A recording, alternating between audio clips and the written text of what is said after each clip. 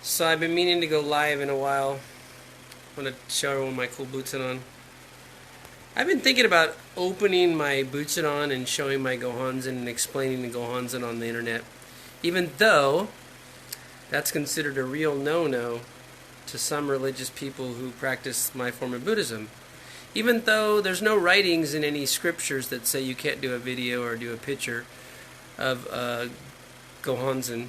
Of course, every Gohonzon is a picture and replica of a copy of a Gohonzon, so they say, oh, if you make a video of it, then you're going to have to, that copy within the frames of your video camera, it's just bytes now, it's not even actual pictures, then that little copy within that's going to somehow be as sacred as the one on your Butsudan, which is just as sacred as the one in your heart and in your life. So if you can have pictures of yourself, why can't you have pictures of the Gohonzon that represents of pictorial representation of your true being, which is your infiniteness from time without beginning into the infinite future, the infinite possibilities you've always been and you always will be, if you chose to awaken to your infiniteness and your incredibleness.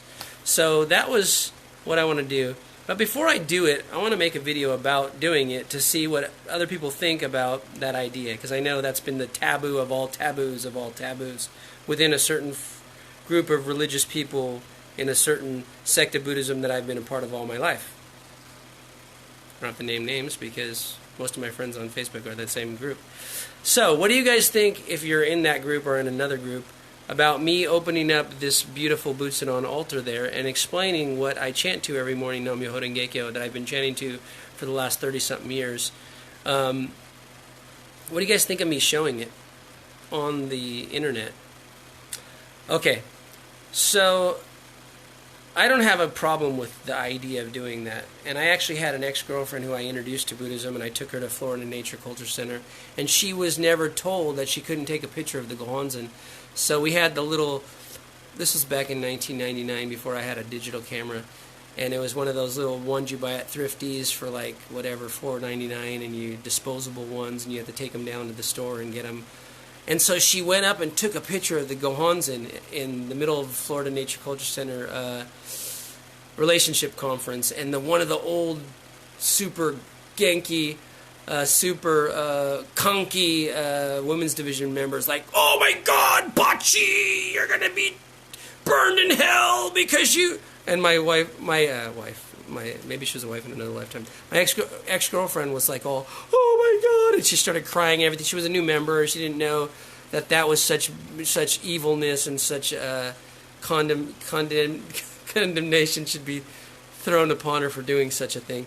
So the funny thing is, when we got those pictures at Thrifties, we had to, send them in the mail, drop them in the bin, and then a week later they come back from the developing center.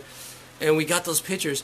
There was one or two pictures that were totally like just colors, like they got overexposed. And I thought those were the pictures of the Gohonzon, and she thought the same thing. But I found it was actually in another roll that I didn't develop until many, many years after I broke up with her, which I found in some old drawer in letters and stuff. And then I developed those ones, and I have the copy of the Gohonzon at the Florida Nature Culture Center, and I put it with my other Gohonzons, which is my travel Gohonzon and this Gohonzon, and I try to honor it the way I would honor a regular Gohonzon, because that's what I've been told was, But how do you do that with a digital imagery?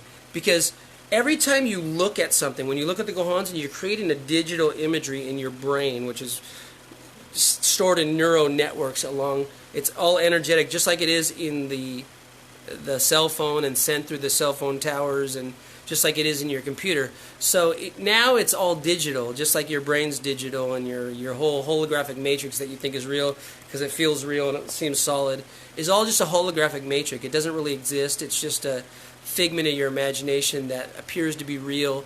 And because of all the judgments, all the projections, all the expectations of you and everyone else that has ever existed and ever will exist, keeps it in form, structure, and significance and concentricity, it seems to be reality, and it's just appearance, which Buddhism says appearance, nature, entity. There's threefold reality we live in.